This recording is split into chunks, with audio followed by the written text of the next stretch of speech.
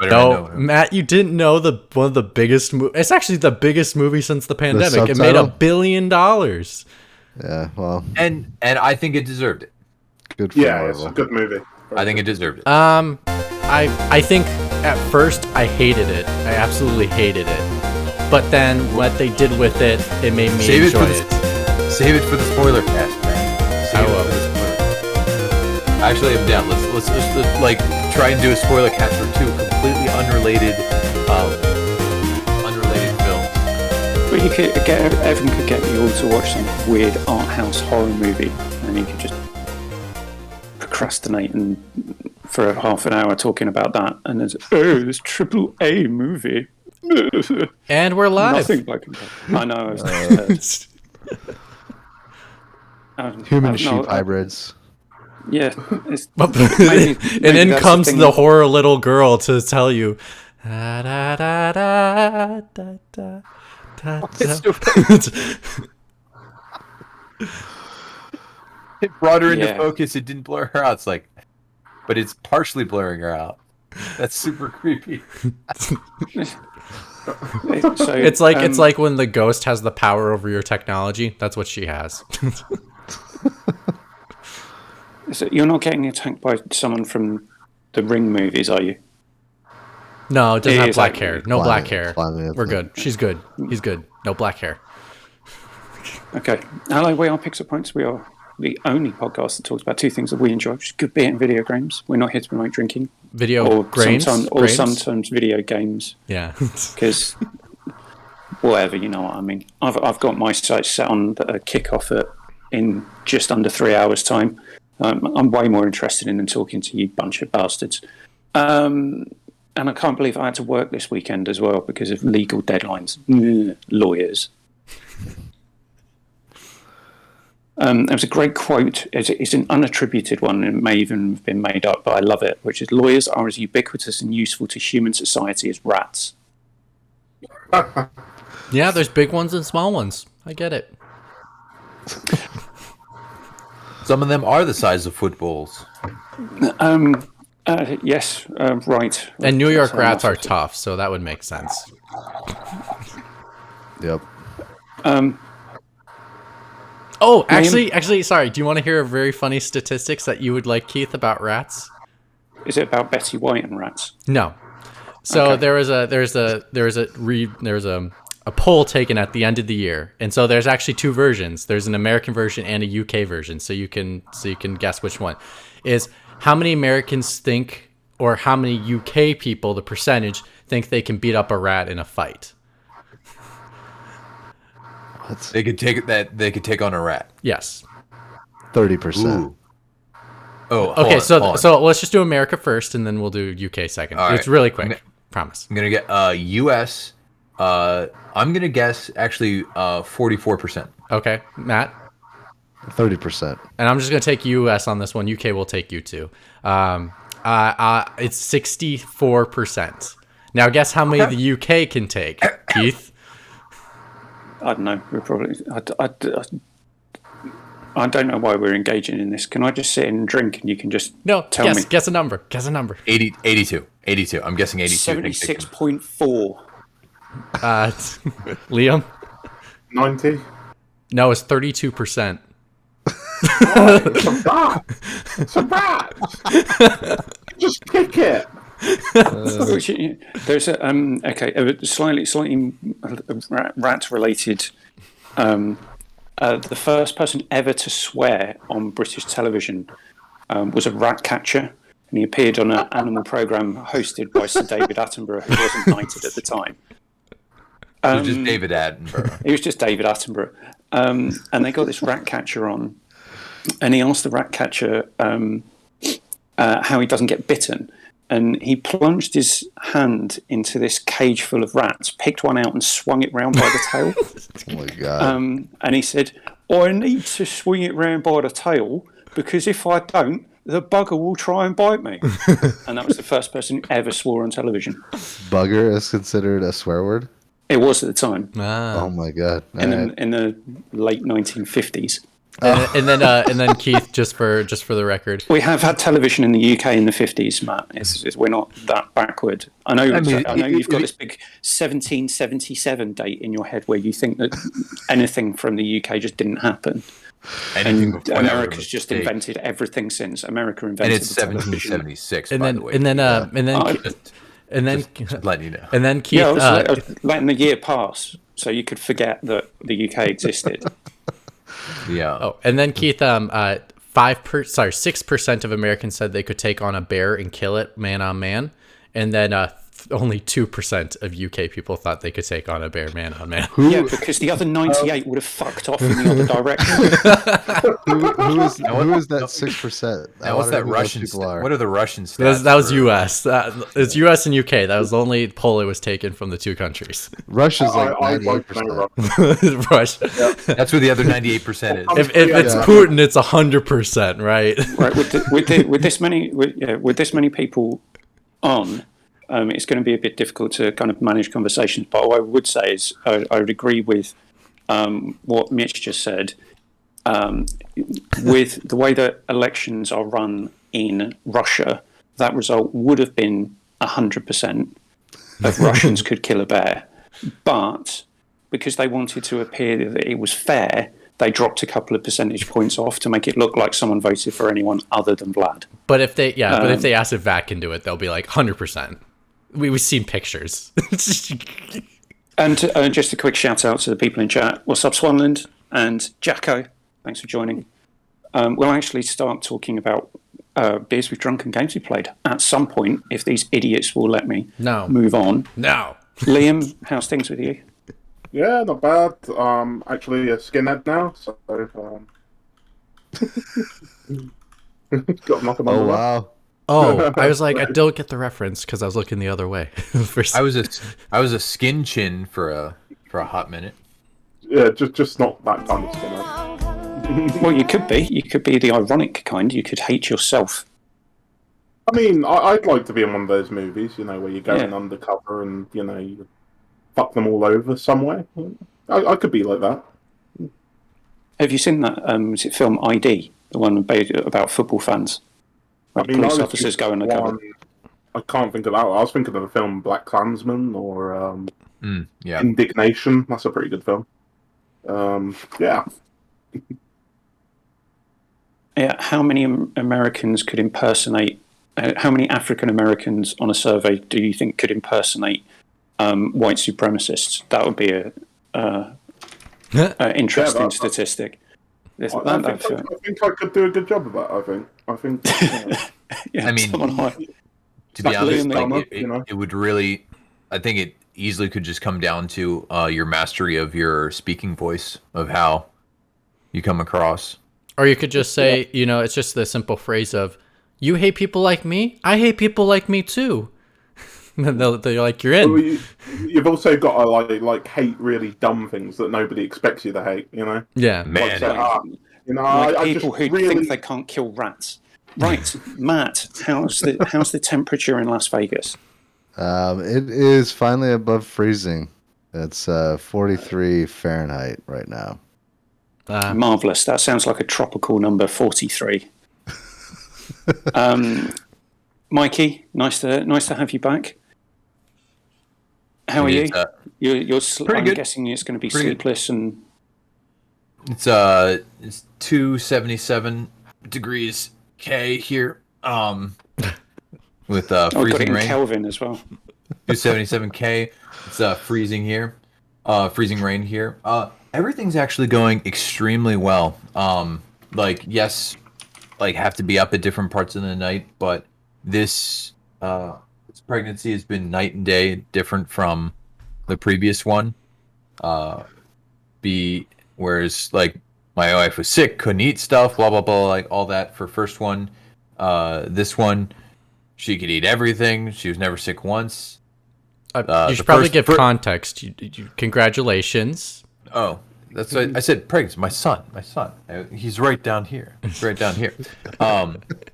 sleeping. See, that's a different. But my wife was in labor. Well, in low labor for 14 hours, and then heavy labor for 3 hours for the first one. and then this one, 15 minutes, right? total uncomfortable labor, less than an hour, but we left the house at 8:10 in the morning. We got to the hospital at 8:29. Water had broken at 8:28. She was in the hospital by 8:31, and my son was out by 8:35. When you gave me those numbers, I thought it was like freaking crazy. Like I was like, you know what? He's been up too long. He doesn't know what he's talking about. The there's times no are way all it wrong. came out that quickly. No. I hear so many stories. It takes forever. No, well, like I had left. I got her inside, got her into the triage, ran back out to my car because I had left the door open, the car running at the entrance to the hospital. And the baby was already born. Oh no! The security guy actually threw me my keys because he had taken the keys out of the car, and shut it so that no one just walked up and stole my running vehicle. So what you're basically saying is the first time round, when you and your wife were playing the baby game, she struggled a bit, but the second time she did a speed run. Yes. Yep. Thank you very much. Bringing it back to games. Did you see what I did there? Did you see what I did? Yep. Mitch, how's things in LA? Things are okay. I'm just excited for Black Monday tomorrow. I'm just waiting. Just to see what the Bears do. I think they're gonna fire the coach. So, yes, for reference, Black Monday is the day after the NFL season. When coaches get fired, GMs loses their jobs, and you see what the future of your franchise could potentially be. And I'm ready for my coach to be fired. I've been ready for months. I'm Gotcha. ready for him to go. It's the end of the regular season. It's the Monday after the regular season. Okay. Correct. So yes, I'm ready for Black Monday to happen. Everything else is just it's peachy. I did watch the Pirates of the Caribbean over again because I was like, I'd never seen the two newer movies with just Johnny Depp as the star, not with Orlando Bloom or Keira Knightley. So I was like, okay, I'll give those a watch after I watched the first three again, just to remind myself, which they were pretty good. They were better than You mean the two like after the trilogy? Correct. Okay. So I on Strange Tide and what's I don't know what the other one is. Who gives a shit? Who gives a shit? Because I ended up watching at Stranger Tides. I got halfway through the movie and I was like, oh, we must be almost over. And then I looked up and I clicked to like pause to see how much time was left. I was like, we are halfway through this movie. God, this is awful. And I turned it off. was that the mermaid one? Yes. All right, yeah. It's like, this is god awful. I just got past the mermaid part. And I was like, oh my God, there's still an hour and 20 minutes of this movie? No, thank you. There's about 6 minutes of good interaction between Gregory Rush or Geoffrey Rush, Joffrey Rush. I don't know, Barbosa and Jack Sparrow, and that's about it. Yeah, I mean, good in maybe that it's just maybe I just don't like Johnny Depp's character as much and Barbosa's character as much that like I need other characters to help pull their weight, and the other characters were not pulling their weights. You were making it worse. That film's just badly written. Yeah. So I stopped watching that. Are you saying the potential elongation of movie franchises just because people don't have any fresh ideas and to milk a massive IP No, isn't necessarily a bad thing? Hashtag Matrix. No. Because I was gonna say I watched The Matrix again instead. Right. So on our agreement that The Matrix Resurrections is a pointless movie that didn't need to exist. Have you seen Yeah, someone yes. win a bet? Did someone win a Swanland. bet Sorry, that that's sorry. allowed to be said yet? Sorry, Swanland No, they commented. did not. I must comment back. Yes, Swanland. The Bears are playing the Vikings today, and both coaches are getting fired tomorrow. So who the fuck cares that wins? Plus, Justin Fields ain't playing, so we don't know what's gonna happen. Matt, so most of that was about this thing called sport. Yeah, sport. It's from EA games. Sports. The Sportsters were sportsing very sportsterly today. Well, they talked Yes, about I'm the fine. Matrix, which is not a sports thing. The Matrix is I'm not fine, a by the way. sports thing. Who's got beers? Oh, look, I've got beers. Oh, you let him speak. I wasn't ready for the transition. Ugh. You need to be quick on your keyboards. I mean, I'm sorry. I already messed it up earlier. I went to Twitch to like make sure I got the chat up, and I did it too late. So when you go to the Twitch main menu, they automatically play a stream. So we got a little bit of someone singing and playing their guitar. Yeah, I could barely hear it in the background. Well, just as long as it wasn't Evan, it's all good.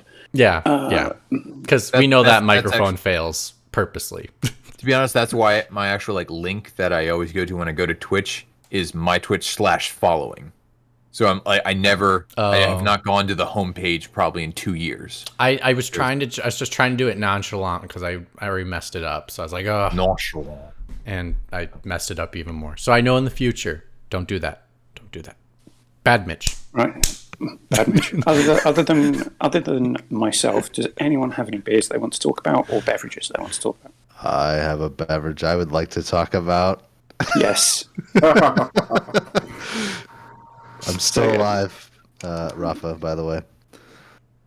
So yeah, I picked up a 6-pack of Iron Brew. Okay, I'm sorry. I was gonna message you back. It looks like you're in. So it looked like you had a bunch of beer and pissed in the bottles. And I was like, wait, what? No, it's far too bright orange to be that. You just, Depends on. It's be careful, Keith, because it depends on what you eat. It's Or how dehydrated you are. It's obnoxiously orange, is what it is. So I don't know if this is how you drink it, but I'm putting it on ice. So I figured that would be a good way to do it. That's how I normally drink my sodas. Let's do this. I like how you put ice on it. You just didn't put it in the fridge. No, it was in the fridge. So you're doing cold on ice? I don't even... It's Your face is like this is disgusting, but not bad. all right. So I cheated a little bit. I did have a bottle yesterday. That did not help me trying to figure out what the fuck it tastes like, though. Ship it to me. I'll have some.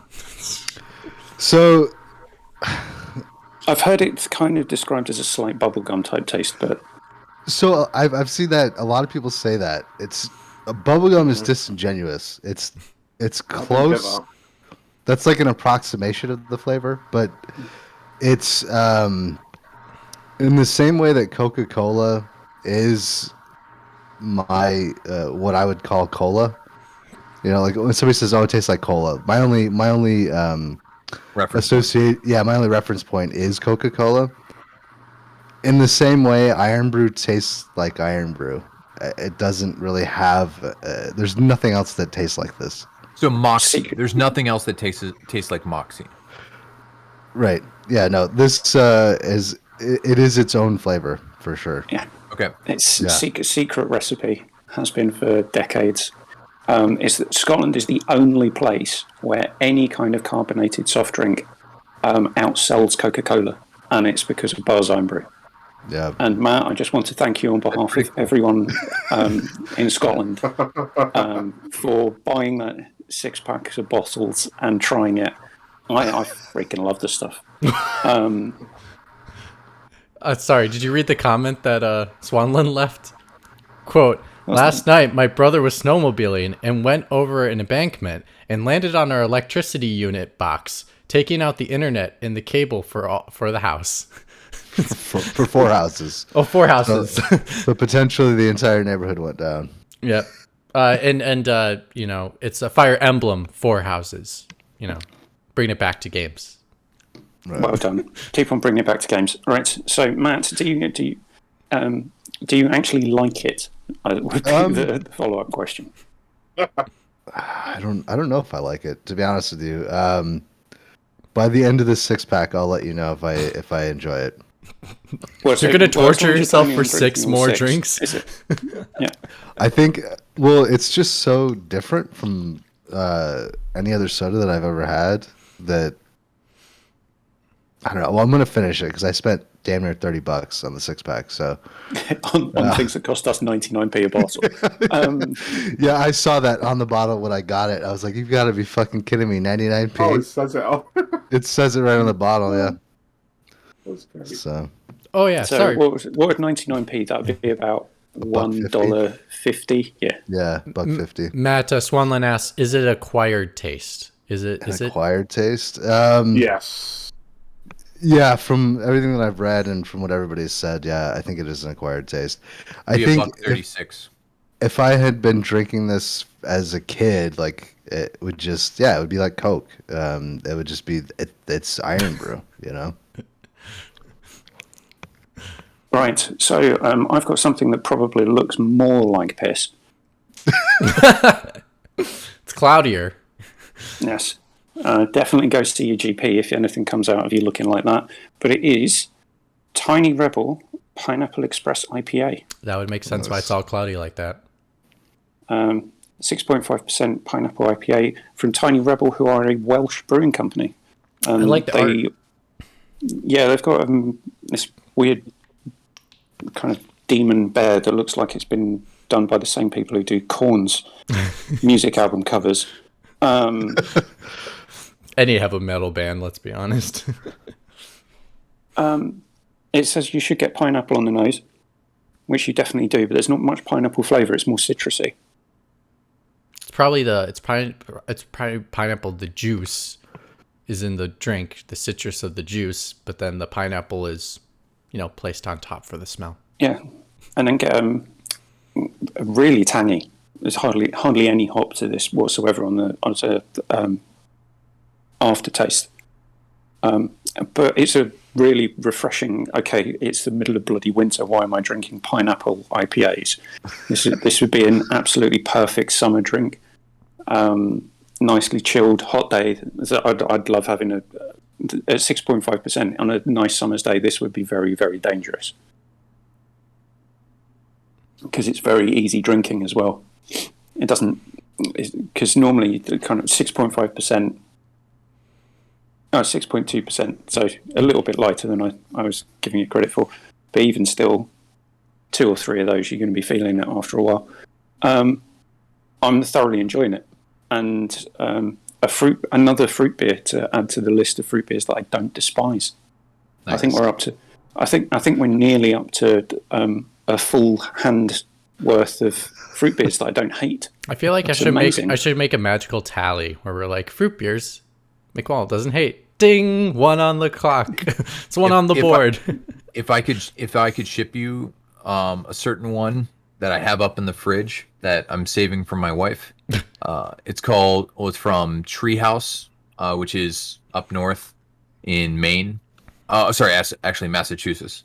And it is called Twice the Daily Value.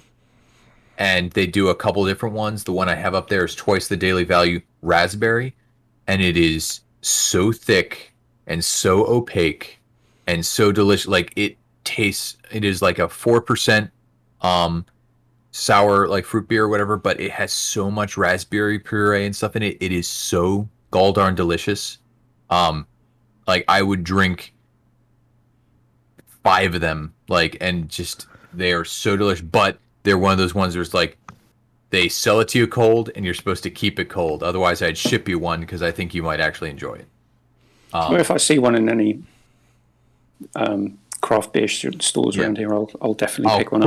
I'll quickly review this beer because it's 10 in the morning. Hold it closer. Can't see it. There we go. A little better. It's because your blurry stuff. It doesn't work as well. Yeah, a little stituous. It's also from Treehouse. It is an Imperial Milk Stout, 10.8%. Sounds like something I would drink. It was very good, but it was just, how sometimes on the higher gravities, sometimes they can overbalance with sweetness. Okay. That's what I felt happened with this one. Like I would have preferred this one if I was sharing it with 4 tasters with a bunch of other guys, so we each had a fourth of it. It would have been really good, but getting to the end of an entire can of it, I was going like this and not enjoying myself. Sounds like one of those that you have one and you're done for the night. And I probably would never buy this again, but it was delicious. It did have good it had good stouty notes on it without being overly coffee or overly chocolate. Like it's not advertised as a chocolate or coffee, but it had those back end notes where you're like, this reminds me of X, Y, or Z. And so it was done very well. It's just I think it was too much for any one man to enjoy properly. So Well, how big is the can? Is it that's 330, 500 mils? Yeah. Yeah, so your standard pint. Basically it's an American pint. American pint. So not quite as big as a... Not your imperial pints. I prefer your imperial pints. I prefer my imperial pints as well. Those are like what, 22 ounces? Something like that? You're asking me, Jesus. I'm not going to do... Fine. I did kind of skirt the border of imperial measurements and metric, but I can't... About 20% larger than the American pint. Because they do... Yeah, but we can't beat our rats, so... I know who's 568 mil is what the imperial pint is. So. Is that it for drinks? Yes. I think Good. so. Next week when it's midnight, I'm going to be drinking a lot. All right. More. Celebrating Maggie more. being out of a job. Yeah. Ding dong, the Nagy's gone. Let's hope the pace is with them. And right, so we're just going to talk about some things that we've been playing. It also gives Mitch and I an extra excuse to slag off Halo Infinite. Yay!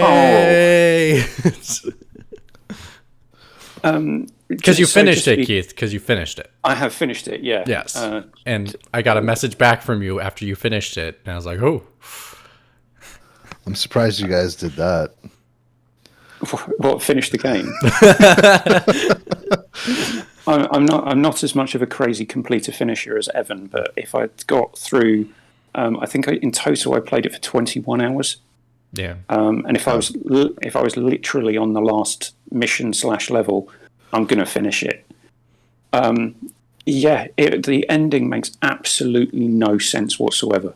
Right. So for the entirety of the previous 20 hours, you've been talking about, we need to destroy this Halo ring because it will be used by the Banished as a staging post to attack the rest of humanity, which is pretty much all dead anyway. But then right at the end, you're going... Oh, what's the baby's name? Spartan. Jack Robin Ryder. He might as well just called it America. America of America. What? Why? Those are all actually like British names. Robin Ryder. Robin Ryder Hunter.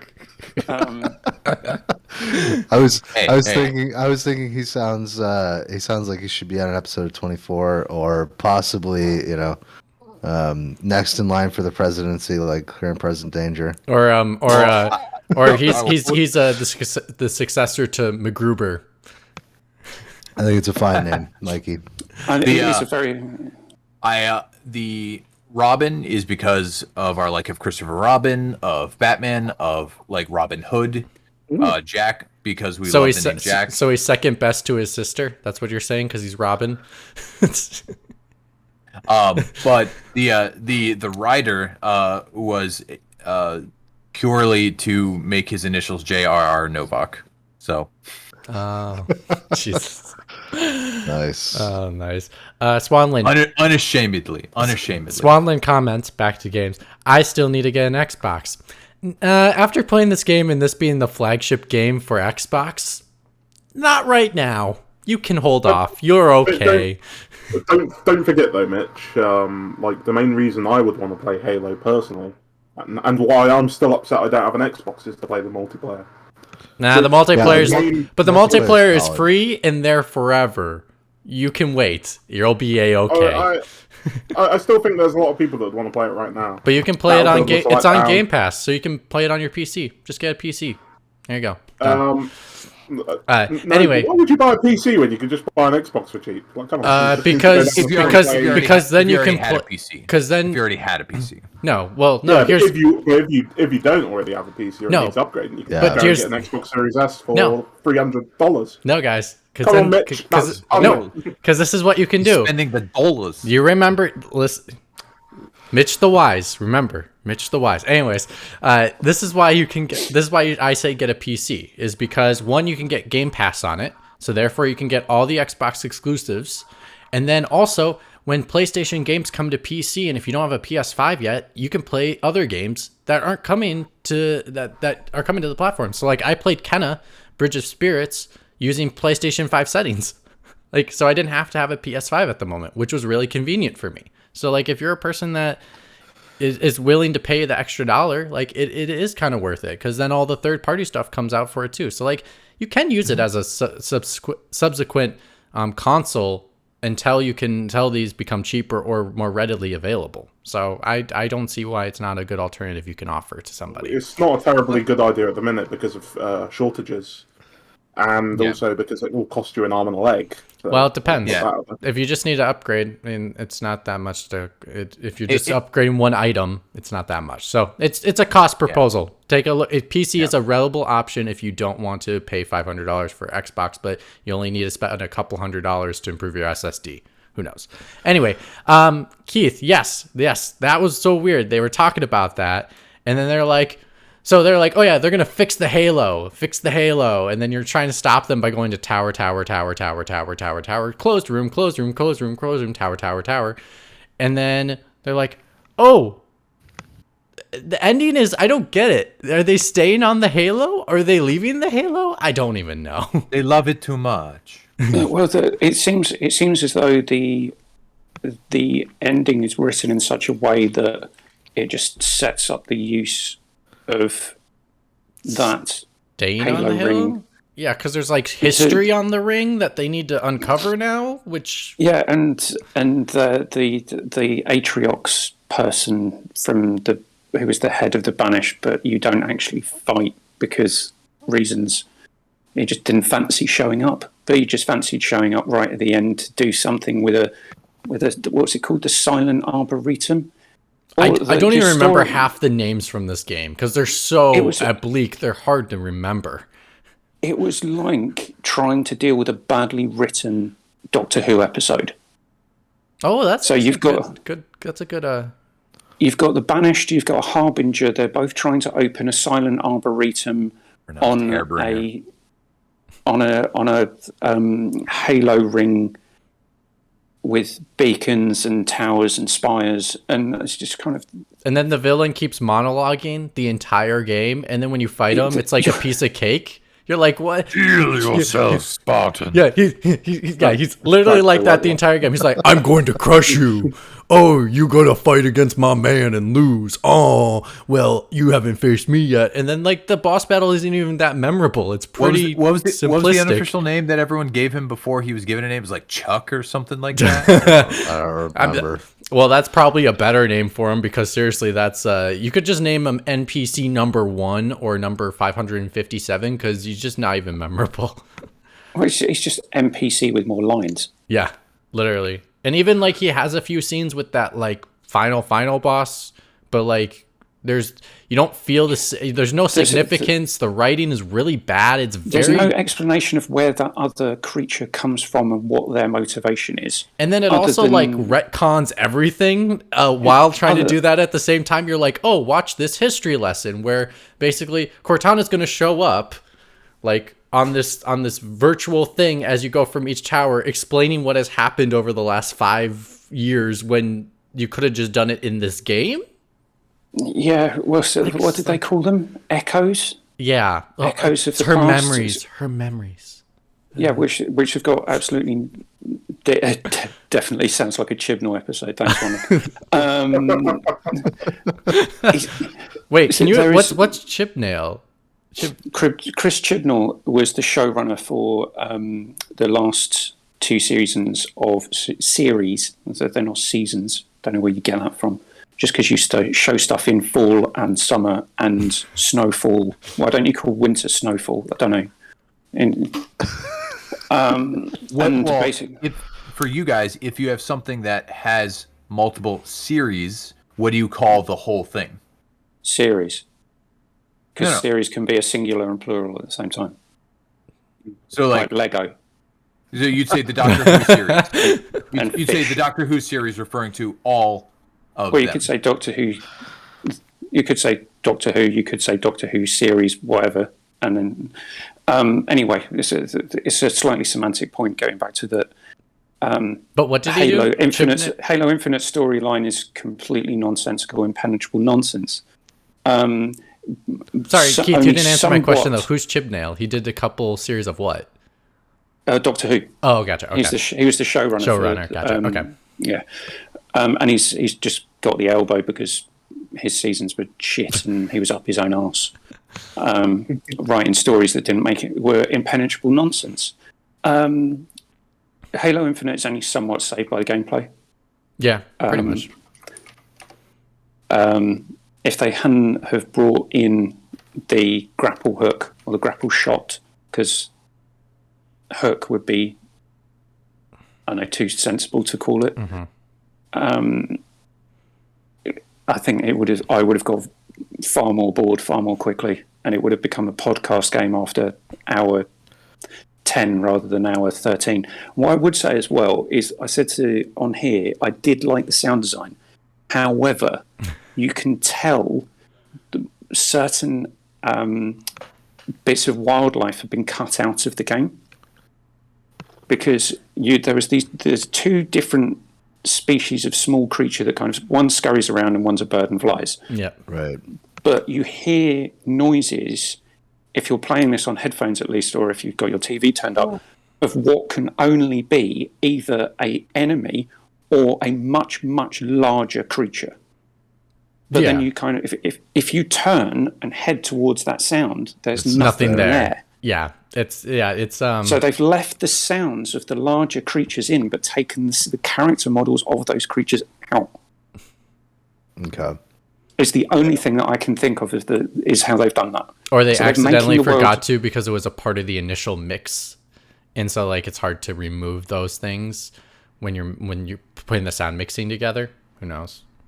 Yeah, maybe it was too difficult to take those elements out, and we just thought, leave. Or maybe it didn't sound like nature. Maybe they're like, oh, it doesn't sound nature enough unless we add extra noises, but we can't have the actual creature there. Yeah, but it just made it rather than it just being a Halo ring that had a bit of life on it. It made me think that they've cut something out. Or Master Chief is in the Matrix. It could be. Master Chief is Neo, guys. No, I totally agree. I think that'd be a gaff. I think if the grapple shot isn't there, I think honestly this game would fall on my death years very quickly. That's the only thing that's kept me going. But yes, oh my gosh. And did you? Okay, I got two last things I want to talk about, then we can move on to other people's games. Which is the scene when I don't even know the guy's name. I keep forgetting his name, but when I say the guy's name. Yeah, the pilot. Echo 216. Yes. They don't even say, they call him Echo 216 for 20 hours. Until the very last scene in the game. Yes. And then I even forgot his name. Yeah. But his crying scene, did that just like whoosh over your brain, or just like make you cringe as much as I did? Because I was... They're trying to kind of bitching the entire time, though. Well, they're trying to inject some humanity into a game where you play as the most stoic super soldier in possibly any form of media ever. So they need to. They're trying to inject artificially some form of, I don't know, levity, humanity. I don't know. Pick your adjective that you want to use, but it just came across as being so fleeting and shoehorned in. Yeah. Just the place it came in on, like, I think maybe if it came in a few more, like maybe like 5 hours after that, and then they like built to it with the conversations he was having with Chief, it just came in at like hour 3, and I was like, whoa. Like, trying to be emotional in hour 3. Yeah. Like, what are you doing? I think it would have worked better if there were other supporting characters, but because you have Chief, who's no emotion, the pilot, who's all emotion, and then Cortana, who is this just naive... Well, and also doesn't know a single thing and trying to learn about herself in the process, so it's not like she can add anything to the conversation. Right. Yeah, it's like it's very odd because Chief's between these two characters that are describing, what's going on around him and his interaction with the world. And I mean, he's your avatar, so him being emotionless is okay, I guess, because you're just sort of projected into that character. But yeah, the two characters that you deal with the most in the game don't really have they're sort of extremes that don't make sense in the world. Well, there's your sign of bad writing, though. You just explained it right there. You have this highly emotional character, which is totally fine, like in stories to tell. But you have two characters that are very much the same. One doesn't know about themselves, which you as the player are supposed to like bestow yourself onto to have them help you go through their journey of learning of who they are. But then you have this other character that you're actually playing that is so stoic and not as emotional that it's hard to say, who do I attach myself to as the viewer and as the person being told the story. You don't want to have too many characters that don't carry anything to the story, or you don't want to have too many characters where you have to try to place yourself into to learn the world from, because then it gets too confusing, because then you don't get attached to a character and the story doesn't work. Then it's reaching into the realms of RPG, and I don't think they're yes, they're a studio no 343 studio no right, doing an RPG. No, I don't think they're set up to do that in terms of the writing, how they build games. It would have benefited though if there was other characters, maybe like a Marine or two, that survived. The Marines. the Marines. If there was a Marine that like had a name and some personality that was at the ever FOBs. A more pointless group of NPCs in a game, you'd need to. I'd struggle to tell you what they were.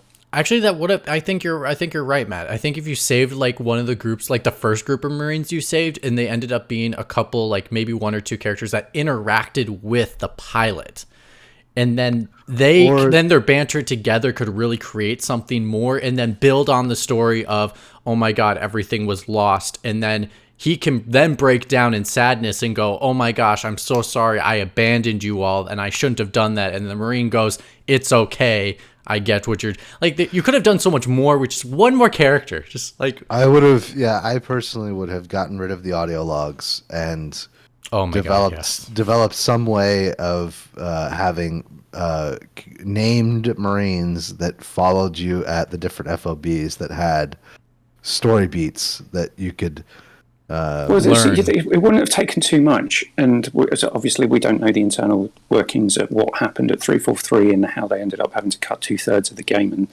all the problems that they went through. Well, they wanted it to be quote unquote Breath of the Wild Halo, so that was their goal. And then they ended up being too ambitious, and the project wasn't going to be ready for Chief of the Wild launch, and that was Chief the issue. Of the Wild. That was the issue. They were not going to be ready for launch, and so they had to scale back dramatically. Because it wouldn't have been too much of a stretch to say, I don't know, if you stumble across one of the banished outposts and you free a group of Marines, that one of them gives you some intel. Oh, well, whilst we were being taken here, there's a high value target over there. So your map opens up organically. That would be not cool. Just find this forward operating base, kill everyone, take base, map opens up. It's that thing that you were talking about, towers. Yeah. If you had your map open up more organically by the things that you were doing, that wasn't just take base, map open up a bit, take base, map open up a bit. It would have been more engaging. Or the other thing it could have been is, instead of like, some of them, it's on the bases, maybe you could upgrade the Marines you were with. And those were like getting to those posts is to be able to get those upgrades to give to, maybe you have a squad of 3, because eventually it's going to be co-op. So like maybe you have a squad of 2 or 3, and then you can assign upgrades to a certain Marine, and you could do things like Marines can go down and you have to actually like heal them. And so then there's like another element like that. Yeah, it's wasted potential is what I would call this game. Some of the most wasted potential I've seen in a game in quite some time. But my Xbox box now makes sense, so there is that. Right, I think that's enough about Halo Infinitely Dull. Liam, you go next. What have you been playing recently? I mean, recently I've honestly just been binging Souls games. Weirdly enough. Okay, moving on. I was helping somebody to play Bloodborne, and I just sort of thought, like, I really feel like playing Dark Souls 3, so I just gave it a go and then played it for much longer than I meant to. I just love those games. They're great. Have you been doing this from a sense of needing to build up some gaming superiority over the filthy casuals? No. Trust me, I get pleasure from talking down my friend who royally sucks at the game. So You're muted. I didn't know if you knew that. So you were trying Muted? to talk, and it's Mike's cue. Mike's cue was trying to speak, and he was raising his hand, being like, "Can no one hear me?" It's like, no one can hear you because you're muted. Liam, I also enjoy those games quite a lot, but I own every piece of DLC for all of those games, and I have yet to play any of them. Oh well, I mean, which would you recommend? Because here, none of them. Wow. Because they're okay. That's a pejorative. Like they're just ridiculously hard. That's the problem. And also, kind of once you beat the game, it almost feels as like you don't need to go backwards. It's like But let me. What I mean is like when for me, and I enjoyed the Souls type games. Like I put my heart and soul in Bloodborne, hardcore. That when I felt I see what you did there. And that when I finished, I felt as if I was like, that was a lot. That was a lot to like do, and it was very, very difficult. That like it's almost satisfying to just be like, okay, my time is done with this one. I can put it down and be done with it. And when you like introduce DLC to a game like that, to try to go back and be like, it was so difficult to just to get the finish. That it's just, I don't know. I just it's hard to go back on DLC for that. To be honest, Mitch, personally, I would say you can't like just boot up one of those games and go straight into the DLC because it will kick your ass. When you've gone through a playthrough, you've built up your sort of brain to work a certain way to deal with the your game, skills and your moveset and your muscle memory, and then you got to relearn it at the most difficult thing, and it's just a pain. Yeah, but if you're replaying through these games, which I mean, they are pretty replayable, and I do quite often, then they're totally worth playing. But it's just the back at the start. Really you just go back to the start, and it's like, do you want to go back to the start, work your way up all over again, and then go through this new DLC, and then you got to determine if it's worth it in your mind. I mean, I'm literally convinced that the Old Hunters DLC for Bloodborne is impossible to beat, but people have done it, so See, I've heard that Old Hunters is really good. Artorias of the Abyss is really good. I've heard the DLCs for Dark Souls 2 are actually some of the best parts of Dark Souls 2. And they're at least a little bit easier too. Yeah. So like, I'm split whether or not I actually play through Sekiro, or I go back and play the DLCs for Souls games that I already own. Sekiro is one of the best. I think it's one of the best of the Souls-like games. I mean, the thing with Sekiro though is it's so different from the other Souls games. Like, I guess if you're prepping yourself for the new one for Elden Ring, you probably want to play the regular Souls games. Then you want to play Sekiro. Yeah. Well, it was like trying to switch between Breath of the Wild and Neo. Yes. That was a really hard switch to go back and forth between. Yeah, because one's easy / dead.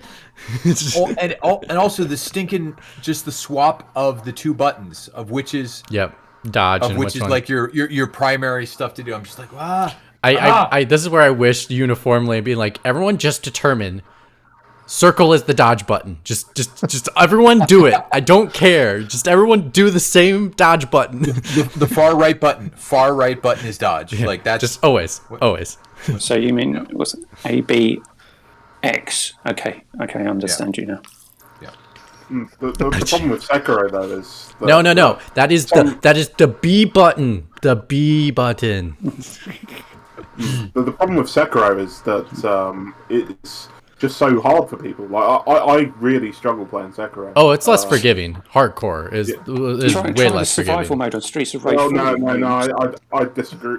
Like I disagree, Mitch. And that's the beauty of these games is that some people find Dark Souls extremely hard. Some people find Bloodborne easy, and then the opposite way around. But if you play Sekiro, don't just like go in with the attitude that this is going to be another Souls game. It works completely differently, and if you're good at one of them doesn't mean you'll be good at Sekiro. Yeah, they're all different. Or They're you might all, be fantastic. they're all soda. They're just different flavors of soda. So like your but Bloodborne's none got of them a are Iron Brew. yeah This is true. Oh, for the record, Keith, when we go around, I do have a game I've been playing that's not Halo that I wanted to talk about. So, Good. I just want Liam. So, are you going to continue on this binge of No. Souls games? I need to stop, Keith. My backlog is going, play me, and I'm just wasting time on frivolous things that I shouldn't be playing. Liam, Well, as the Souls man you are, if someone went up to you and said, "I want to play Elden Ring," you will say, "But first, you must play." X. Oh, just one Souls game? No. You have to give a specific game, like which one. But Yeah, okay, first, you must play. Dark Souls Remastered. Demon Souls. Dark Demon Souls 3. Souls. Dark Souls 3. Okay. Dark Souls 3. Okay. Keith, I'm breaking news. Coach Vangio is fired. Okay, cool. I'll pick up It on this happened later. before the game, all right? So just a couple of very, very quick mentions. Backbone is still amazing. You finished that, didn't you? I'm still on Act 3.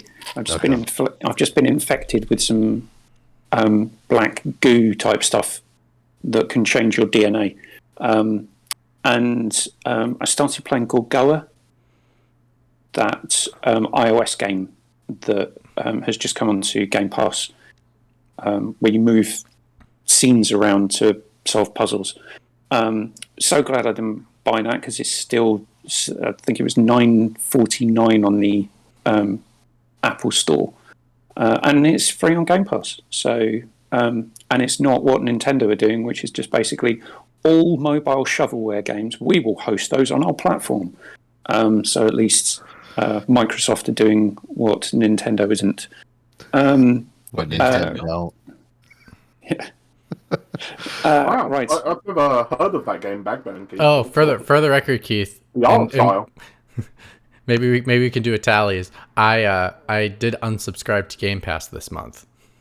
Yeah, you mentioned, and then you're going to resubscribe at some point in the future when there's a game out you actually want to play. But Right, what I did Matt. do, Keith, is I supported your wife and I bought the new Madden because it was at a discount. You shouldn't have done that.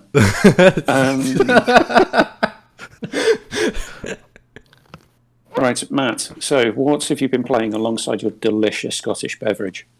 Well, I'm still kicking along in Mass Effect Legendary, so I'm playing the first one there. But I also dug into a little bit into the Forgotten City. Which is Female or the male shepherd, by the way? Male renegade.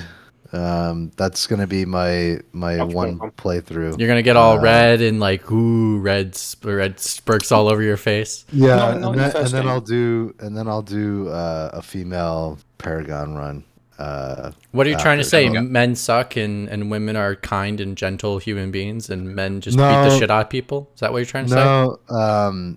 No, just the male shepherd that I have right now. Like I was actually able to get the face to kind of look like mine. Oh, Oh. so you want to be a jerk and beat up people and shoot them and That's the best part because I'm not that person in real life, so I get to do that in video games. I get to punch the reporter. punch that reporter.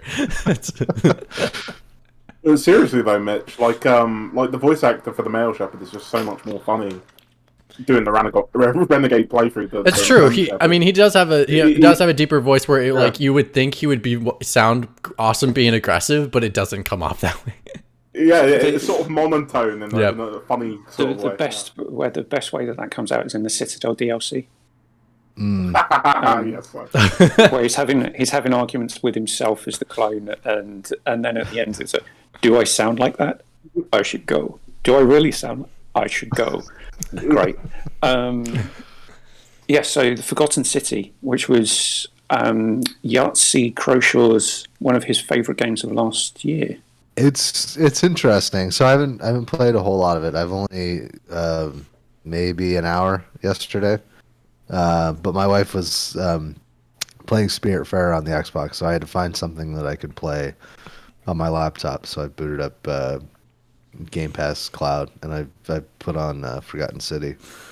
It's interesting. It's definitely, even though they built it as a standalone game in Unreal, it's weird that they brought over a lot of the stuff from the Skyrim mod. Like the way that it zooms into the face when you talk to a character, and stuff like that. Like they brought over a lot of the peculiarities of it being a Skyrim mod into the standalone game. Interesting. And this game deals with, is it time jumping and... Yeah, it's a story-based game. You go around talking to these people in this underground Roman city or town, and you have to try and figure out what is going on here. There's a bunch of its citizens have been turned into golden statues, and there's a mystery there, and so that's what you do. You talk to these characters and you solve their little vignette stories, all the while sort of figuring out what's going on in the greater narrative. So, how much did you pay for that? Absolutely nothing. It's on Game Pass. Oh, Game Pass. Anyone think that's a pretty good deal? Yeah. Except Mitch, who's here and can't defend himself. Right, Mikey. Yes, that is my name. What have you been playing recently? The game of life. But yes. But Achievement unlocked. As I alluded to earlier, I was trying to knock out a bunch of things I had unfinished because 2022 looks pretty banger as far as new releases. PlayStation goes. Yeah, new releases. So I actually finished around Christmas. I finished Kenna, Bridge of Spirits, so that I could lend my PS5 to my brother so he could play it. And then I was working on prepping for this new guy and beating Psychonauts 1. So those are the two things I was playing. And both of those things have in common something. The combat isn't the best. Kenna was serviceable. Like, overall, I'd say Kena, forgive me, I've just heard so many people say it different ways. It was a good, 7.2 game. Like, for a first offering, it was great, but there was a lot of unsatisfying parts about it, like their whole currency and hat system. Because, every time you were going down, a thing ferreting out a secret and then having to do this whole challenge boss, you're like, oh, that was so tough, what do I get? Oh, the privilege of buying a hat. You don't even get the hat, you just get the privilege of buying the hat from the shop. And so I'm pretty sure that the currency system had meant to have a lot more purpose. Are the hats in the NFTs? game. No. No. It can't be, because some of them are mushrooms, so they are fungusable. Fungible. They are fungusable. They're refungusable. They are refungusable. I did enjoy the game, but I'm 100% sure I will never play it again. It's one of those, I'm glad I played it, but I'm never going to replay it. Because there's just because... I agree with that. I did... But that's how the developers feel about it. Okay. because they made the game and said we're never going to make another game with these characters ever again. All right. But fair they enough. should make an anime TV show. No, they shouldn't. No, they shouldn't. Sorry, series. The game Animated first. series. Yeah. I think it's that game honestly has some of the best animations that I've No, seen it's- in a video game in It is a really long time. It is very good. I mean, at the very least, let me have a different outfit for Kenna, rather than just all these stinking fungi rots. Like, nothing wrong with her current outfit. It's just, but It's not scandalous enough for you. no, it's perfectly fine. I need the Japanese RPG version. Which I also think she's underage, so that's maybe why they wouldn't offer that version. Because Or any she looks like she's 15. So Oh, That'll be in the. No, It's That'll never be in the stopped Japan, though, is No. it? oh, in no, Japan she's that's got- legal. she's got very modest, long workout shorts on the whole time. It's perfectly fine. The combat was interesting because your run of the mill minions and other things like that, it was pretty easy,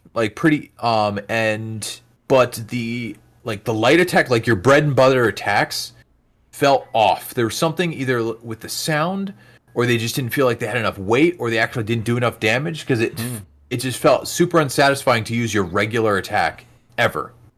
But those rank and file enemies never prepare you whatsoever for any of the bosses. The bosses of that game are completely different, and some of them will kick your butt heavily, and be very frustrating. Like, you're not ready for the game would not imply that it has such a difficulty spike with the bosses, but I did enjoy that, and they were very fun and challenging and rewarding to me. I guess the bosses overall- are like puzzles, though, and that's kind of the point, is you got to figure it out. And some of it's very telegraphed very well, I thought. Yes, yeah. No. It's just some of the bosses, or like maybe more like the mini bosses are just like. Oh, like- the brute mini bosses. Yeah, I think they're meant to be Yeah. tough. And Yeah. but they do use the new tools that you've earned. So like one of the bosses, you Yeah. have to throw the bomb on it that you just got. Correct. So like Correct. they do utilize the things. They Yeah. do teach you. It's just Yeah. they don't have weaker enemies just like it, because they introduce Yeah. them as weaker enemies later when you beat them. Yeah. Swanland's Yeah. asking, did you have control issues with the archer boss? Not sure what he means. Yes, but, yes. I actually did. Oh, I didn't. That one I didn't have control issues. I had control issues on a different one, but The just some of the camera and stuff that got weird, and that I was mad about that boss because I got it to like 95% dead first try, and then it took me like 5 more tries just because like I was like I'm like, oh, I was right there. And probably the one that took the longest was Woodsmith. Will Smith. The Woodsmith. Oh. At the top- That'd at be the top some of the- cameo. was At that the top of the in the tower. cave? No, Oh top no of the no tower. no! Oh wow, that was my easiest. That was your easiest? That was my easiest. The one that was most difficult for me was the main villain, not the big final battle, the penultimate battle in the cave. Penultimate. That Oh, one okay. that one was my hardest. That one took so many tries for me. That one actually, I one tried. Like, Damn. and that was a fluke. That was a fluke. Because Otaps did. So I guess Yeah. I guest starred in one of his spoiler talks for Kina. So Yep. if you want to hear some more opinions about that from myself, because I'll let Okay. Mike's Q talk more, but you can go to that. But both Otaps and I both thought that was the hardest boss battle. So the fact that you did it, I mean, bravo, That was- man. I'm sure That's not easy. Well, it's good. I was definitely in a groove at that point, because I'm like, okay. I gotta finish this game. I'm in a groove. And here's an interesting thing, because I had played most of the game up to the Woodsmith on the hardest difficulty available. And I had to take a break for life reasons, and so it was like a month before I got back to the game. Okay. And I did have to step it down, like turn the difficulty down from hard to normal. And I felt like, okay, this actually feels like where the game was supposed to be. Normal actually does feel like a good normal. So you're one of the Evans. that play at the most hardest difficulty and then complain about the game when you're not supposed to play it at the hardest difficulty. No, there's a default setting. There's a fourth, even hiddener difficulty that you unlock, which is the only thing that I'm missing to platinum that game, which ticks me off because I don't want to play through it again on an even harder difficulty. So I'm not going to platinum that. Just saying, there's a default difficulty for a reason to try the game, and then you can try harder ones once you understand the system. Or if you really want to, just play through on easy. And this is a different subject, but half the time I feel like normal is a little bit too easy for stuff. So like Ratchet and Clank, I did 1-up, and it felt great. One step higher. Usually if they give me... because you're experienced with it, that's what they say. If you're experienced with the franchise, please go the one step higher. I've only played the PS4 version. But so yeah, I guess. That's still you played it. Fair enough. Usually, like, say they give you 4 difficulty levels, I'll take the second to top. Like, if they only give you 3, I'll try the top. Like, that's kind of my I guess it's the internal reviewer in me has to go always default. You gotta go default because that's what the average person plays. I usually default.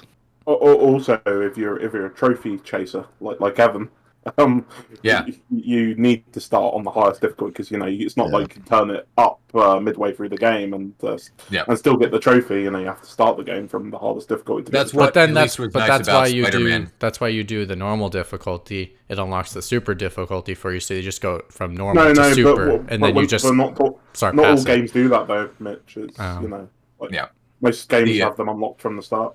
I did appreciate that for both Spider-Man and God of War, is that the platinum was difficulty independent. Like so like even on normal those Valkyries, those are tough. Oh, yeah, those I couldn't beat the Queen. I tried. It was really hard. I couldn't do it. Oh, I couldn't either. It took me like 3 hours. I got really close once, but I couldn't get it. What's a Valkyrie?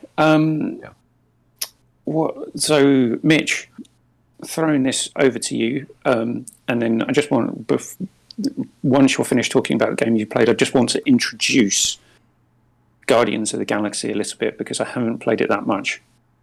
But I've got some initial thoughts on it that I'd like to share, and then more so as I get further into the game. Be my guest. Go ahead. It is, even on a 1080p display with no HDR, it is absolutely gorgeous. Oh, nice. It is quite possibly one of the prettiest games I have ever played. Wait, it's prettier than. Oh, let's see. Well, you don't have a next gen system, so. I was just going to say, Keith, one of the most depressing things about that game to me is if you want to play at 60 frames per second, the graphics just go way down. That is what I was going to say. So I started playing, because I don't have a 4K HDR TV. I put it on performance mode, and oh my, it is not meant to run on performance mode. It is meant to run on quality mode. You can tell quite quickly, even very, very basic things like Rocket Raccoon's whiskers will disappear if you turn performance mode on. Wow. Whiskerless mode performance. It's more streamlined, more aerodynamic.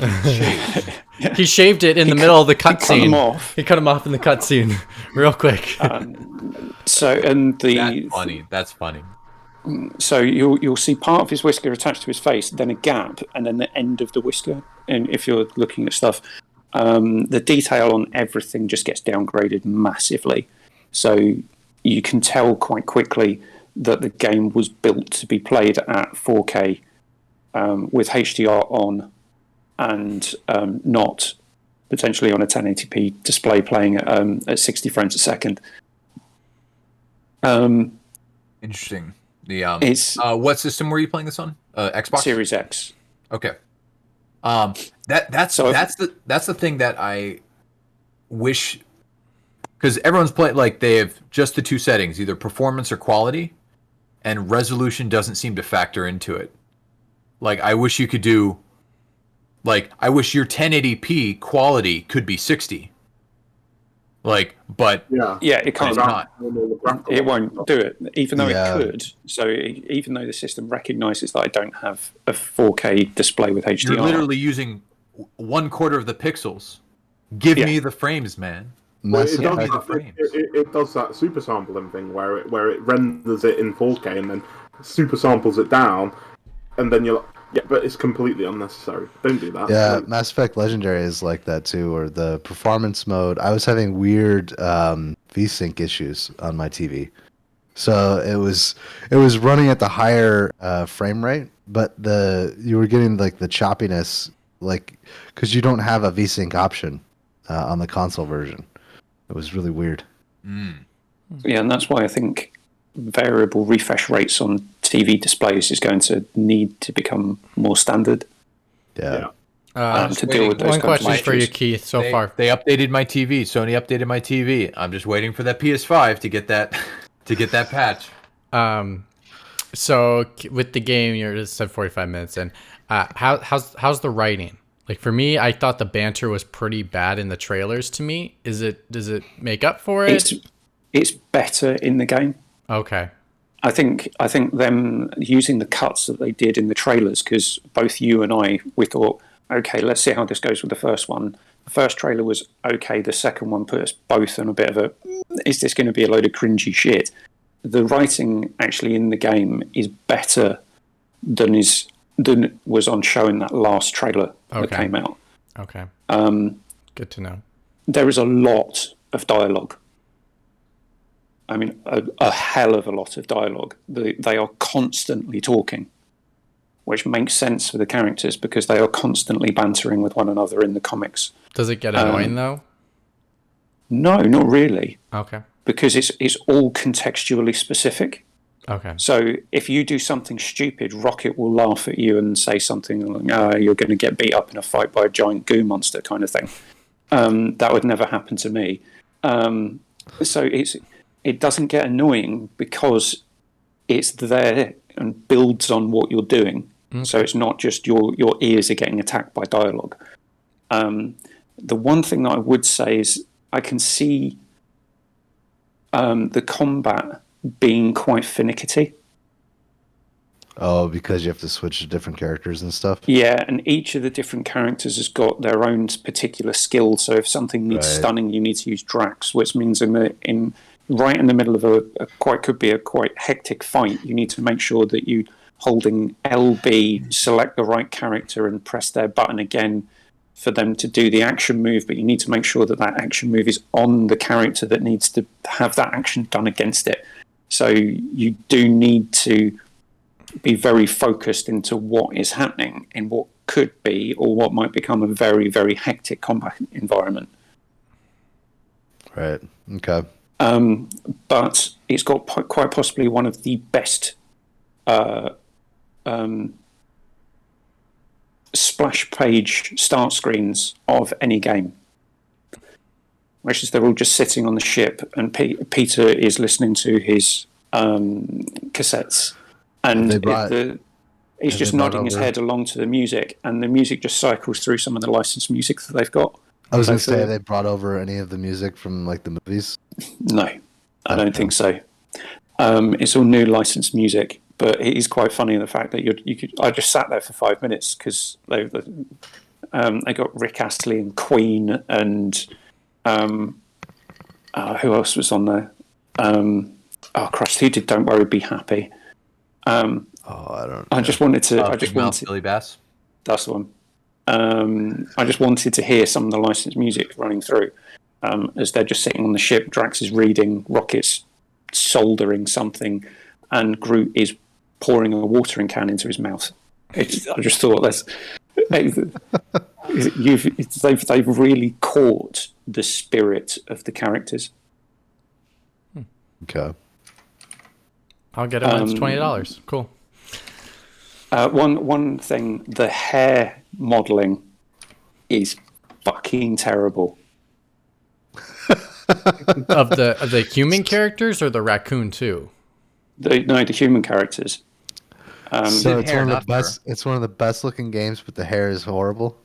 Yes, Is it prettiest? So, right. so if you're looking at some of the space shots that they do, even in the opening sequence, you just look at it and go, "Oh my god, that is really, really nice looking." And then you see the hair, and you're like, "That's a giant Play-Doh just of hair." How much wax did you put in that hair? It looks like Play-Doh. So, in the very, very opening of the game, you see Peter as a boy, and your mum comes in, and her hair looks like it's put singularly a hole in the ozone layer. It's out here, massive 80s style hairdo, but the texture of it is really patchy, so it looks like she's missing kind of a clump here, and then it reappears, and when she turns her head, for me, Matt, you and I have talked about this on numerous occasions. Next gen is official when they can accurately model hair. Yeah, it's already there, Keith. It's already there, Keith. You ready? You ready for this? I'm going to give you a game, and actually, I'm happy. Back to games. Love this transition. So the Tomb Raider series was free on Epic Games, so I got the series again, and so I was like, oh, I'll play it. So I started playing it again. And Keith, you want real hair? Look at the new Tomb Raider games, because that is some of the most real looking hair, and they're really smart about it too. What they do is they have a layer that doesn't move. I would agree. And then they have another layer on top of it that's free flowing. So it looks like she has layers to her hair, but one of them doesn't move. But the ones that do move in the front make sense, and her ponytail in the back constantly moves as well because they're individual. And the one thing I do remember about that game is when Lara gets wet, they've got that thing where she'll hold her ponytail and squeeze the water out. Yeah, it's a nice touch. Yeah.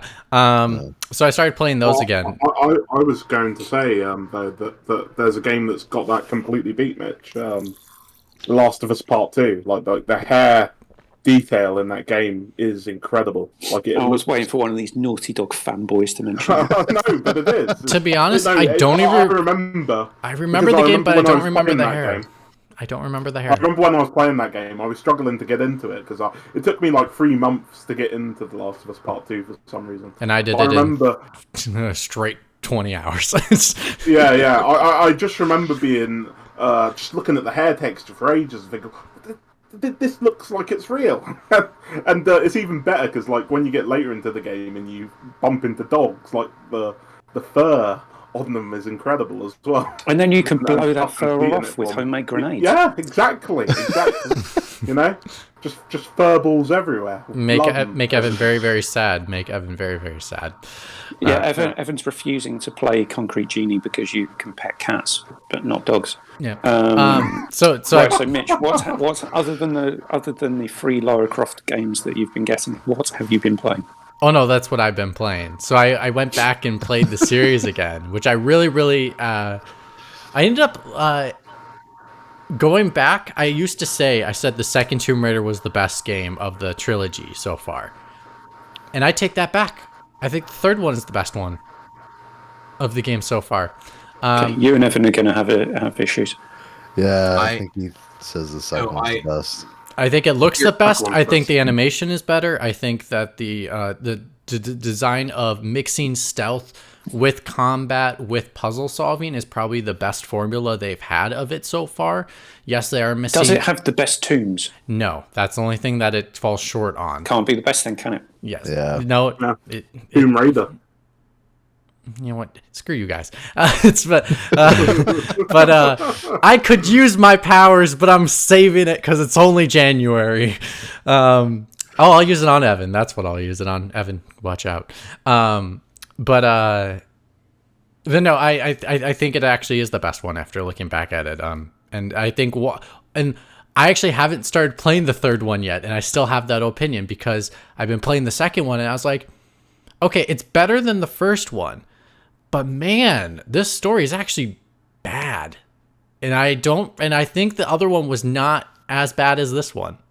And I also was, I just, and I also think the character model that it just looks way better, the third one. So I think the third one actually is better. And I'm actually shocked that I'm saying that because I used to say for years. I was like, oh yeah, the second one's the best one, and I'm now replaying it. I'm like, I don't think it is.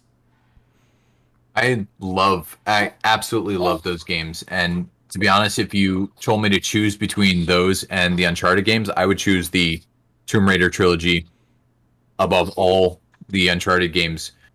Not because of story, but because I actually enjoy playing them. I would agree with you. I think I if you 100%ed all three of those games. I would never have done that for the Uncharted games. So I disagree with you, but I agree with you. I disagree with you that I'd rather play the Tomb Raider series than I play the Uncharted series, but I agree with you that the Tomb Raider series is more fun to play. Yeah. Well, to me, I would love if the gameplay of Tomb Raider was mixed with was given the Uncharted's writer.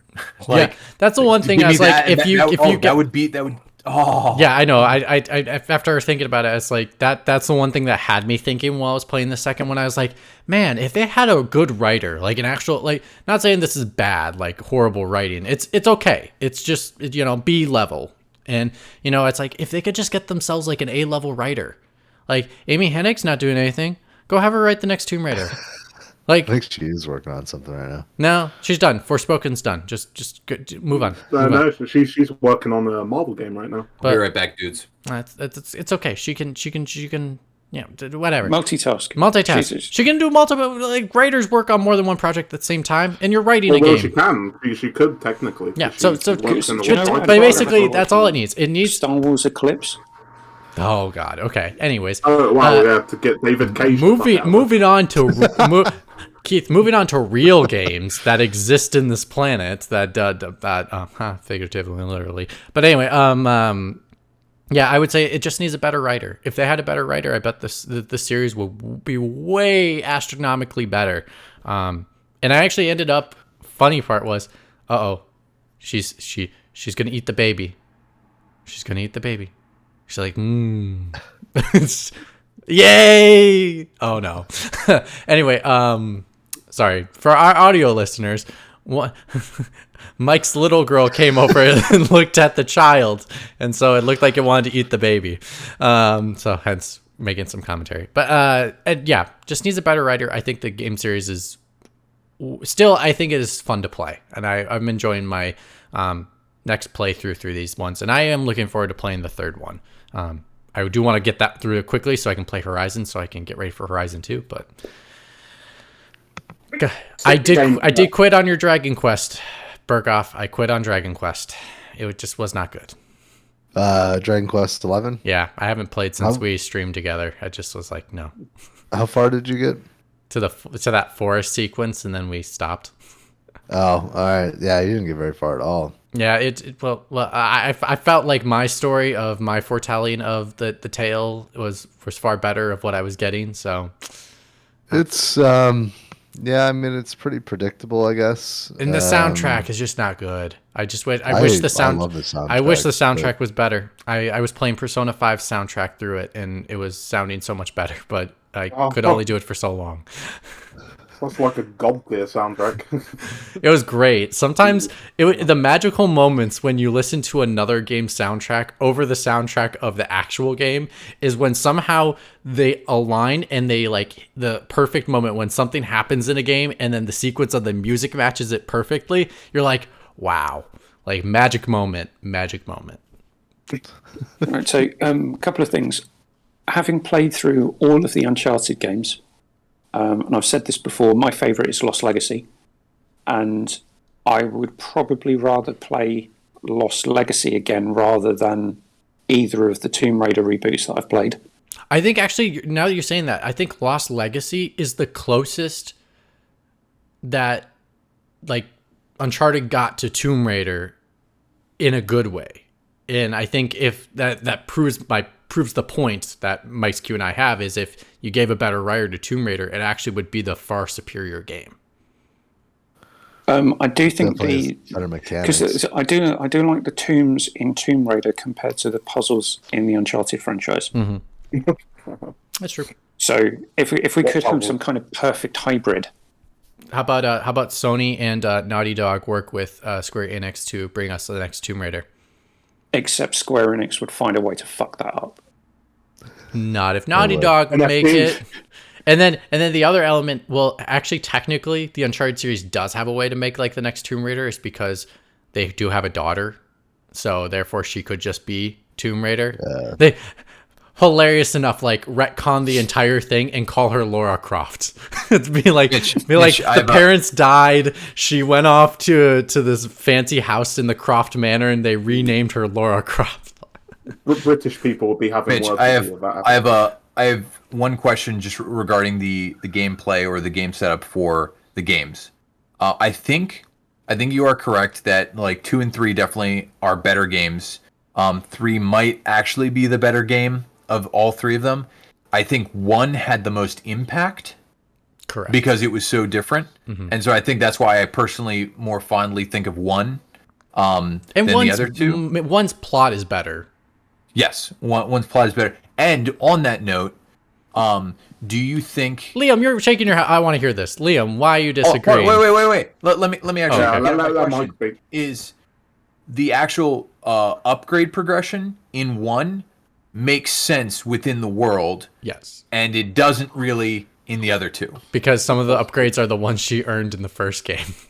Partially, and like, because all the others are like, okay, you found this piece of equipment, you fixed it, you needed this for a certain task, and then the others are like, well, we had an upgrade system like this in the first one. We got to have something like it in the second and third. We got to find reasons for you to do this. I do like in the for the upgrade system though, in the sequels, that the tombs themselves give you upgrades instead of just giving you stuff. Yes. Like I like, oh, you learned an ancient technique of how to meditate, which then will heal you faster. Like I like that. Yeah. Or like, oh, I an do ancient technique that like lets that. you shoot multiple arrows at once. Like that's Yep, really cool. I do like that. That's really awesome. I do like that. Liam, you were shaking your head. I do have to hear this opinion. Oh, the first game has its moments, but it's just so incompetently written. Like, it doesn't justify you being all over the place in that game. You're just flitting from place to place in that game, and the reasoning behind you flitting from place to place is completely stupid. Not to mention, like, just the narrative. Have you met video game writing? No. And then- Writing in the other 2 games is so much better. Like, Really? Well, I think the villain is quite. After playing the second one, the villain is like the most poorly written villain I've Miles. seen in forever. The villain in the first game has no personality. He's just there to look menacing. But that's not the. But the villain, the main villain in the first game is not meant to be this arbiter villain like in the Halo game, where it's meant to be this final destination boss guy. He's just meant to be a obstacle in your way. Technically, the boss is Himiko, and like getting to the tomb and discovering Himiko is like the whole point of that plot. Not just it's the guy Jacob, Isaiah, or whatever the f his name is. He's supposed to be like just this guy that just happens to be in your way. He's not meant to be this all-powerful. Can we being. deal with one of the issues with one that I take most umbrage with? Sure. What's up? Umbrage. Which is the it vexes me. Which is the point, I don't even really want to say the word, but the attempted rape scene. Oh yeah. Who thought that was a good idea? Because whoever that I was, agree. they need to be out of a job. Wait, what are you talking about? And then Sorry, what? it gets even worse than that because It happens And, pretty early on too. Quite early on, the where first one. she's getting attacked, and the guy threatens to rape her. Oh, okay. And then it's at that point that she becomes this kind of crazed murder Murderous. bot. Yeah. Okay, I think people take that way, like playing it now a second time and a third time. I think people are taking it way too out of It- context. Don't bother putting it No, in. That's the thing. yeah, so you but- can yeah. have that character threaten to kill her. Why specifically does it need to become a sexual attack? and Because I think that's what personally, people- well, 'cause- for me, Oh, go It doesn't. There's personally no for me, need the- for it. the thing that makes that far worse is I don't think it needs to be there, but also the fact that they're like trying to make it this great big moment, and kills her first person, and then she's super upset about it, and then she just fucking kills a shit ton more people. Well, because she has no choice. 900 more people. She has no choice, though. It's not like No, the game forces you to. Yeah. Like, of course she has a choice. It's stupid. It's narratively all over the place. what you expect her to just Pseudo- go. was Oh, it- I killed one person, not going to kill anymore, and then just go the it's whole not that. game like. It's just that No, it's it that she killed happens straight everyone. after. Straight after. Like, they can Ludo have a narrative section of the dissonance. game where we hunt a bunch of wolves for a little while, take our time, get working back up to it. The You know, escalation is pretty. the The escalation is pretty high. It does go from, because quite literally your next thing is like, now you have a gun, and you go from killing one guy, and it's not like, okay, let that breathe. Like, yeah, she is upset about it. Let that breathe, whatever. But you immediately kill at least like 12 other guys. That's not what happens, though, guys. I It just is. played. No, it I is. just, Liam. Literally I just played the game. After that scene happens, you stealth through the entire level after that. And then she deals with the repercussions. And then, yes, does she end up slowly murdering more and more people? But it is slower. Slowly. Liam, she literally after that Fucking level. genocide. No, after that level that she. Her and Nathan Drake No, meet up no, at a I'm not. genocide No, convention. do not interrupt me. Do not interrupt Well, me. they're both on I'm trial. finishing. So after that sequence, and she stealths through the rest of it because she doesn't want to kill anybody. Then they slowly start introducing a little more enemies. So like she kills 2 of them, and then she goes into the next area, and then she has to kill about 4 of them. And then yes, does it ramp up to where she's killing like That 30 seems guys? like a lot. But she has she stealthed through it, and she can't stealth through it anymore. Like you can't stealth the entire game. It's not Like, just the killing. I don't get it. It's the means by which she's doing it. So I can understand potentially shooting someone from 10, 20 feet away. But getting up behind someone with and a putting climbing axe. with a climbing axe and putting a climbing axe through their neck is a very, very different thing. That's the final upgrade, though. That's like after you've killed so many people, you're mute to it. I don't know. I don't know. I don't see. Wait, I don't see your guys' saying- point. So you're saying that Uncharted video gets a game pass doesn't because he have just perfect automatically gets to character kill progression? hundreds of people, and we're okay No, with that? I'm saying it's both one. Both is. Casey speaking from experience. Yes, I am. If you find my climbing axe, I'll be going to prison for a very, very long time. The DNA, I never bothered wiping the DNA off. So what I'd say is they're both stupid, but they're stupid in different ways. Nathan Drake is more comical because it is just running banter, shooty, bang, bang. I give it credit for trying. I give it credit for at least trying. I give it some credit for trying. The way in which it tried, I think, is obnoxious. Sure, but I give it more credit than I give Uncharted for trying. Just saying. But Well, Uncharted, it never even raised. Yes, it did. Yes, it did. In the 3rd game, it raised the game. He talked about it with Sully, being like, "Do you think all this is worth it? All this violence?" And he said yes. And he said yes. Like that 3.5 days Look, guys, the ray of sunshine has come in. That means I'm correct. Sorry. I need to point this out. Am I the bad guy? Are we the bad? Sully, are we the bad guys? That's literally what they said in the 3rd game. No, Mitch. He's just sparking up a massive cigar. Mitch, the context of that, they're not even talking about how many people they killed. They're talking about how all of their adventures keep getting innocents killed when they Yes, they're killing all of people. these militias. No, not them killing people. Yes. Their adventures dragging militias into innocent villages and shit. Yes, Getting which their is killing heads killed. people. Like literally. Those security guards just was a 9 to 5. Probably had a kid. That was just his job. And you were the schmuck trying to steal his boss's loot. He probably just had a kid. He just probably had a his wife probably just had a kid that just came out of the hospital in 10 minutes. Whippity whack. I'm just going to make one more point, and that's that if you go back and play the first ever Tomb Raider game, the classic game, like that I did. game, Yep. all of this far better. Because she just kills one person in the entire game, and she's super upset about it. Actually, she doesn't get upset about it when she kills one person in the game. She does.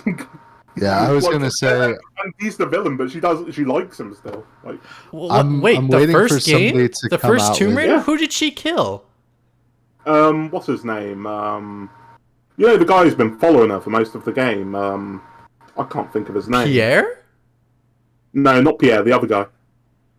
She doesn't feel bad when she kills him. Yeah, she does. It's the first time she kills anybody. She looks at her hands and she's like, "Oh my god, I've killed somebody." She looks at her hands. For some- She's like looking at her hands. And Someone "Oh who's my never God." killed someone before. She cares a lot. Like, I from don't 20 remember that. I It's literally been so just got long. done playing the first game, and she didn't. You can choose not to kill though, too. She kills him in the cutscene. I don't know. No, nor she do I care. doesn't. Is it where is does. it? In the cutscene, find it and show me, because I just played the first game and it does not happen. I swear to God, it does not I need to happen. check on where I buried my climbing axe. Anyway, I'm just saying that a game from 1996. But it's not And true the- though, because you can't tell. Yeah, It's not there. Could you just? I remember this. It's very etched in my memory. But I just It would played be it nice- literally it would be 2 weeks nice ago. if there were a game whether that was right or just wrong, platforming Yeah. and tomb raiding, and where you didn't have to worry about murdering Yeah, mobs but and my mobs. point is, You just have to worry about my point murdering is it just animals. handles and that issue far more Yeah, deftly than the game from 2013. I think that's better than waves of mindless criminals. So what basically we're saying is Mike's Q is very thankful that on the drive home from the hospital there wasn't Nathan and Sully riding around in a Jeep followed by an APC with a machine turret on the top. And runs them off the road. Because frankly, if that had been written into the script, they would have been dead. And on that note, in the old war movie style of Spot the Stiff, is it? I'm going to go home. Here's a photograph of my wife, my fiance. We're going to get married after the war. Next thing, that guy's fucking dead. Right, Matt, how do you feel about Iron Brew? Pretty good. I think I've grown a few chest hairs after finishing that bottle. Do you feel like going and working on a dockyard?